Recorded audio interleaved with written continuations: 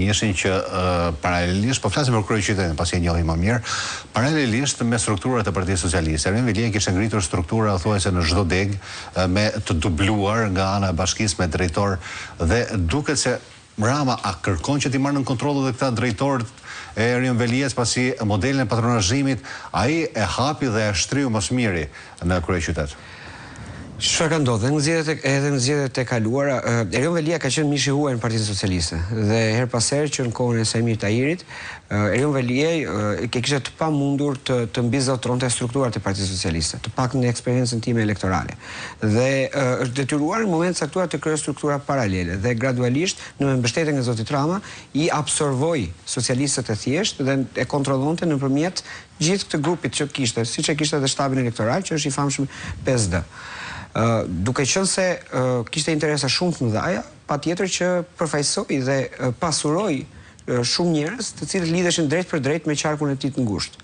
Tash zoti Rama është në momentin që po del në zgjedhjet elektorale dhe po tenton që të gjitha këto asete, të gjitha këto përdorime të kundralishme në fakt, që janë përdorur në mënyrë të vazhdueshme gjatë çdo procesi zgjedhor, ti përdor dhe ti marr në kontroll.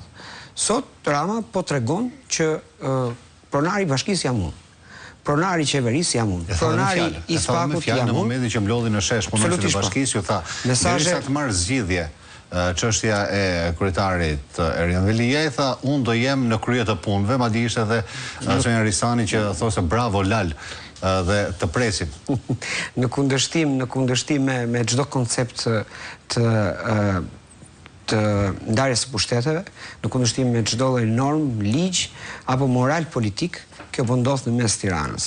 Dhe ajo që duhet na shqetësojë është që gjatë kohës që po bëjnë këtë lojën, të themi mes Ramës dhe Veliat, këtë lojë që kush e ka kontrollin dhe me sa duket të tregoj zoti Rama, zoti Rama ka kontrollin, madje jo vetëm të bashkisë, por edhe të Veliat. Madje ka fjalë, nuk e di sa të vërteta, se doja të spekuloja që edhe rrjetet sociale kontrollohen nga stafi, rrjetet sociale të zotit Velia kontrollohen nga statuset e para i publikonte Rama.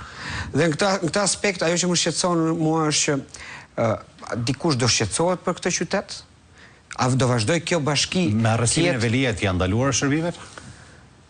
Në djenin time me arrestimin e Veliat, edhe para arrestimit të Veliat, kishte kohë që ai institucion ishte i bllokuar, nuk kryente asnjë detyrë. Jo më larg se përpara disa ditësh takova një zotëri, për se vërtetës edhe për korrektesë nuk dua t'i përmend emrin, por gëzonte edhe statusin e pastrerit dhe statusin e invalidit.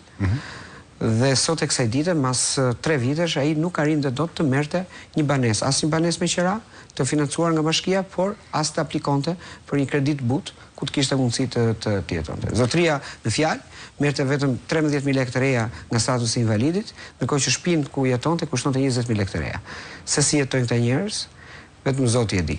Dhe problemi më i madh që kemi ne është ky, që trajtojmë gjithmonë konceptin kush po e merr Bashkinë e Tiranës. Duhet të trajtojmë kush po merret me hallet e qytetarëve. Kjo bashki e cila është përdorur në mënyrë të vazhdueshme si një trampolin për të marrë pushtetin qendror dhe jo për të zgjidhur hallet që ka qyteti i Tiranës, vazhdon dhe sot e kësaj dite dhe pas arrestimit të zotit Velia, përdoret po në të njëjtën mënyrë këtë radhë me zotin Rama për ta mbajtur kontrollin e bashkisë në mënyrë që ta përdor për zgjedhjet e 11 majit. Po, si një lloj shantazhi këta ndaj punonjësve të bashkisë në momentin që